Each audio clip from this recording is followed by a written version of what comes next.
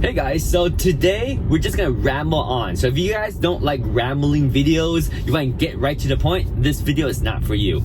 I'm gonna ramble on about the Cybertruck, how it's not worth it, but then it's the only thing out there that has all these features. So if you really want those features, that's the only package you can have that has all of that.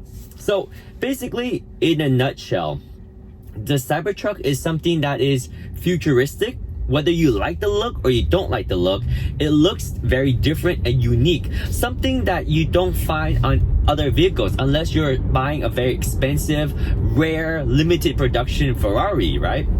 And the reason why I say the limited edition is because right now, the Cybertruck is more or less limited, just for now. That's why the value of the Cybertruck right now, this very moment, is a little bit different than it will be in like 2 years. And that's why in 2 years, you can get a Cybertruck for $60,000 and even get the tax rebate on that. That would be really sweet and a really good value. But I don't want to wait 2 years. Time is money too. And also, it's really special to have something right now where you might be the only one or very few people have. Now, the Cybertruck is not going to be mainstream in that it's going to be mass produced, yes, but I don't think there's going to be tons of them everywhere. Maybe they'll make a Model Y or a Model 3 or maybe a Model 2 that looks like the Cybertruck with some of the Cybertruck features and design and make it available to the public, and everyone will get that because it's more of a useful vehicle like a Model Y or a Model 3, right? Whereas a Cybertruck, it's still a truck. It's big and it's long, right? So, and it has a truck bed, which is not as practical as, for example, a Model Y with the folding hatch, or the Model X, where you have a lot of real storage that is easy to access. A truck bed has a large amount of space, but a little bit more unconventional to access, right? So I think just like we look right now, there are lots of car owners, there are lots of SUVs, a lot of trucks out there. But the ratio of the current vehicles out there, there's more SUVs or mid-size sedans, right? Because truck is just not that practical for everybody. So that's why I think the Cybertruck is still going to be somewhat of a rare product, a rare vehicle, even though it's going to be mass produced. I guess the easiest way to say compare this is like right now, the Rivian R1T and the R1S, they're quite readily available, right? Yet we don't see a whole lot of them, and that's just because it's a truck and not a lot of people have a need or a want for a truck that much, myself included. Actually, the funny thing is, although I'm getting the Cybertruck, I actually don't like having a truck. In fact, the reason that it's a truck is making me hesitate to get it, but I can't get any other vehicle right now for this price point that gives me this much excitement, right? The Cybertruck is something that's exciting, and that's not really tangible. You can't really quantify the excitement. It's the excitement that comes from the story of Tesla. It's the excitement that comes from having a product that has been announced 4 years ago and is finally being released to the public now, and it's a story of a prototype that looks and works perfectly as a production vehicle, right? The prototype design and the production looks very similar.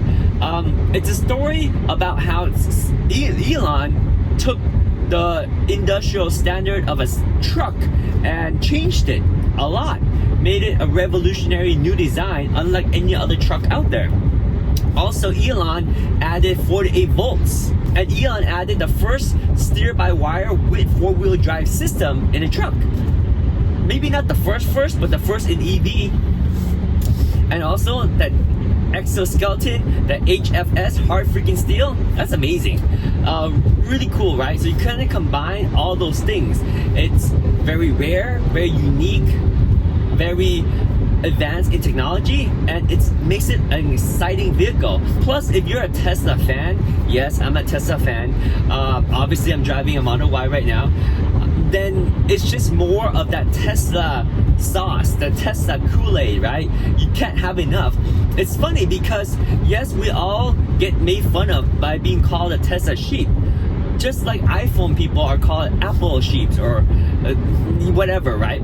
Because the reason is, just like Apple products, Tesla products are exciting, and there's revolutionary differences as the technology advances, and it's advancing at a very fast rate. And people that are kind of in this technology bubble, we love this magic recipe of just technology and how fast it's advancing. Once you get a little taste of how awesome it is to drive an EV, to wake up with your gas tank full already, to get over-the-air updates, to get new features added to your vehicle, a lot of the little things that make it a nice vehicle to drive, full self-driving, even like small details like the windshield wipers with the fluid right on the wiper blades, all the cameras, the comfort, and of course now the build quality is actually getting really, really good with the Model Y, and now with the Cybertruck. I think the Cybertruck has even better build quality than the Model Y in terms of the fit and finish of the materials inside the Cybertruck. And remember, I said fit and finish. That means how well they fit plus the actual material. You have Alcantara, you have nice leather. It's a really nice truck. So it's a nice vehicle all around. It's a very unique experience, right? It's a Tesla epitome, the best of Tesla. You put all of the best technology in a Tesla, you got the Cybertruck for now. Given it doesn't have like the automatic closing door, it doesn't have the falcon wing door of the Model X, but it's still got a lot of Tesla technology, and now the steer-by-wire and the four-wheel steer with the air suspension makes it a really, really awesome vehicle to have. So combination of all that. So for people that have a Tesla, and you guys can probably relate if you have a Model 3 or a Model Y, it's just like when you first get into the world of Tesla, if you're fortunate to have a Model S or a Model X as your first Tesla, it's a little bit different. But if you start out with a Model 3, then you just want to have more, right? You want to say, okay, what can a Model 3 with more storage can do? Maybe I want to get into a Model Y or even more powerful machine. I may want to get into a Model S, right? It's a progression of technology, and it's kind of interesting because usually you don't see that in other cars, right? You buy a Honda Accord, once you buy it, after a few weeks, you're like, oh great, it's my car. And you drive it for several years without thinking about, what if I got the EX version? What if I got the extra leather? You don't really think about that. But with Tesla, you tend to think about it because you hear about Teslas all in the news, and the new version has like the vision system, or they have hardware 4.0, or the full self-driving is better. So like all these little things, right, makes you want to get the best of the best and keep upgrading it. It's a sick symptom of Tesla sheep or Tesla fanatics, but it is true.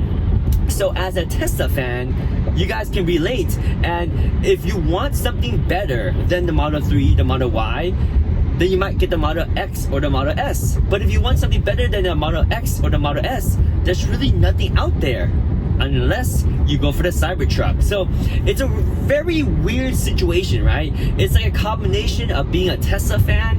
It's a combination of being a Cybertruck that is very unique, something that's very different, something that has a story, something that came out from a prototype to a production that looks the same way.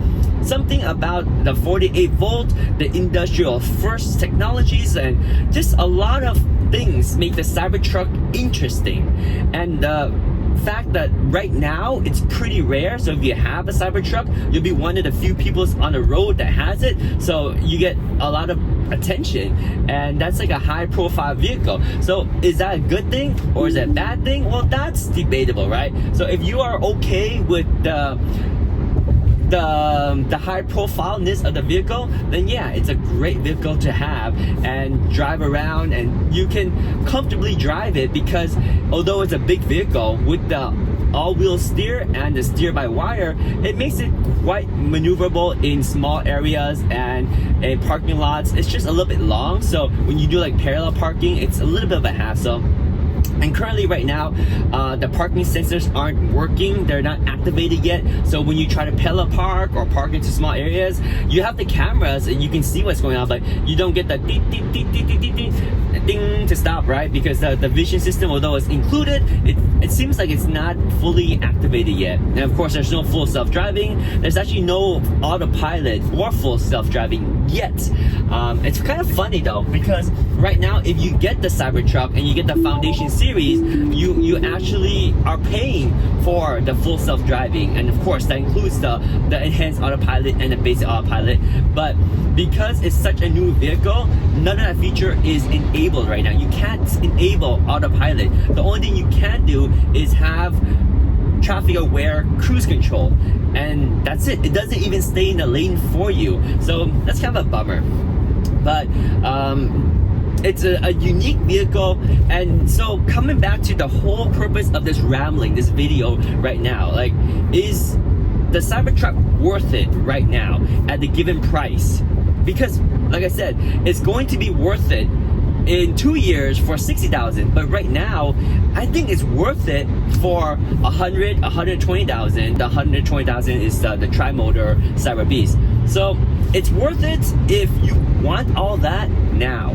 And that's the key. Now is the key, because you pay for that now. You pay for being first. And that's true with all technology, right? Like when a brand new computer comes out with the newest chip or the newest graphics card or the brand new TV with the newest technology, anything that is technology, the brand new, the highest end version is going to cost a lot. It's called early adopters, right? They're gonna pay a lot to enjoy all these features before everyone else. And they also pay to be the guinea pig to test out all these features, right? And it gets better over time and it gets cheaper over time. It's just a reality. But as humans, we only live once. Our lifetime is limited. So I think time is so precious, and if you truly enjoy the technology, you truly enjoy having something that has the idea of the future from Elon and all of everything I said, right? You want that now, then it is worth that $100,000 for the all-wheel drive Foundation series, or the $120,000 for the Cyber Beast Foundation series. Now the only problem is, even if you have the money, you can't really get one unless your number randomly gets picked on and you get invitation to order your Cybertruck. And then also you gotta keep waiting, because once you order your Cybertruck, you don't get a VIN number right away, and who knows who's gonna get the VIN number first. It's kind of exciting, to be honest. So right now, the biggest thing for me is I'm ready to pay that $120,000 plus tax. And in California, it comes out to be like $136,000. Yes, the interest rate is crazy high at 6.69%, and it's going to cost a lot over the long term, but it's something that I actually really want. I'm excited about it and I want it, but I can't even get it. You see, I guess the fact that I can't even get it creates that demand. It's like a cat that is trying to go for that yarn ball. The desire to get that yarn is exciting. It's a goal, right? But once you get the yarn, then the cat's like, nah. It's like, oh yeah, there's a yarn ball everywhere. There's a Cybertruck everywhere. It's not so exciting anymore. But right now, it's exciting because it's hard to get. And I don't know if it's by design, Elon designed it to be this difficult, this rare, or maybe it's just like the supply is so low and limited that it is taking a while to get our hands on it. But it is what it is, and that adds to the excitement, right? It adds to the excitement because it is so hard to obtain, and it is so special because of that. So all those little details come in to make it the Cybertruck. So yeah, let me know what you guys think. I know it's hard to really quantify the value of the Cybertruck because everyone's value is different, right? You talk to people that value just the convenience of driving from point A to point B, and they're like, yeah, I can just get a Toyota Corolla, one of the most affordable economical vehicle, and it can get me there and it'll save me money, and I can even take long road trips and not have to be at superchargers all the time. For example, our road trip from Austin, Texas to Joshua Tree was a 20-hour drive, but it actually took us 27 hours because we had to stop at so many superchargers in between. But that's the charm of EV to some people, and to other people, they're like, no, I don't want to stay at the supercharger. I want to be able to get from A to B as quick as possible, and therefore for those people, the Toyota Corolla or any other gasoline vehicle, right? It's super easy to make that happen with a gasoline vehicle. For people that are looking for value and they want Tesla, then, well, of course, there is the Model 3, Model Y, Model S, or even Model X, right?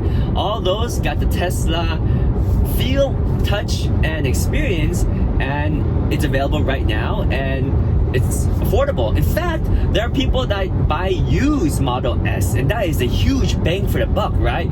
You can get like an old P100D, get the ludicrous mode, and pay what, like $30,000 for what was like a $120,000 car with taxes and everything. It's pretty crazy, right? So it's definitely not the value to some people, and it's not the convenience, because gasoline cars are more convenient for road trip. But if you are just charging at home and you're not taking road trips, then having an EV is actually pretty sweet, because you wake up with a full tank of gas, essentially, because you're all charged up, ready to go, and you never need to worry about ever going to the gas station. It's only when you go long distance where you need to supercharge. And with EVs, the maintenance is really low because there's not a lot of parts that can go wrong. Whereas with conventional cars, there's a lot more. But some people, they prefer to have a conventional car because they're so comfortable with it. They like to be able to go to any mechanic and get their car fixed. Whereas with Tesla, it's a little bit harder. You can only go to the Tesla authorized shop to get it worked on. And it could be expensive, right? Because you have limited more choices. And also with the batteries, we don't know the longevity of how long these cars will last after 10 years. I mean, there's starting to be some stories of the effect of the long term for Tesla batteries, but we still don't have a lot of information on that. Whereas if you buy like a Toyota Camry, then you know that the battery, well, lack of battery, right, it's gonna last you like 100,000 miles, 200,000 miles, maybe even 300,000 miles if you drive it very carefully and take care of it and get everything maintained, right? So it's definitely not from a value perspective. The Cybertruck is certainly more of a first world problem where I just want it. It's something I want, and that's the only thing that offers it. It's the Cybertruck, like I said, it's the only vehicle that offers it. It's a vehicle that offers so much excitement, so much polarization, so much fan base excitement, technology excitement. It's the story, and it's the anticipation, the rarity, all of that, right? So you can't value that very easily because it's different to everybody. So yeah, I guess that was kind of pretty much it. The rambling of why I'm getting a Cybertruck and how I don't think it's really worth it to most people. In fact, I don't really like the fact that it's a truck. Because remember how I said it's inconvenient to drive, it's hard to park, and I don't really need the truck bed. I prefer the storage space of the Model Y. But it is what it is, right? Because it's a truck, meaning there's not going to be everybody on the road driving it like a Model Y. There's some specialness to it. Whereas with the Model Y, like the Model Y is almost like the perfect Tesla vehicle. It has such good value. It has good storage. It has good design. It has the punch. I have the performance Model Y right here. 3.5 0 to 60 is crazy good. I mean, everything about it is good. So good that everyone has a Tesla Model Y, right? Or rather, so many people have it and it's not special anymore. That's part of the reason why I've held on to my 1998 Acura NSX for so long, because it's a special vehicle. When I drive it, I feel special. I feel I hate to say it, but you know, sometimes you want to have something special, right? And this is not for everybody. Again, this is it's going to start to sound a little bit of a snobbish comment, but there are reasons why people wear designer clothes, right? Because they're more or less rare. They're more of a limited edition, right?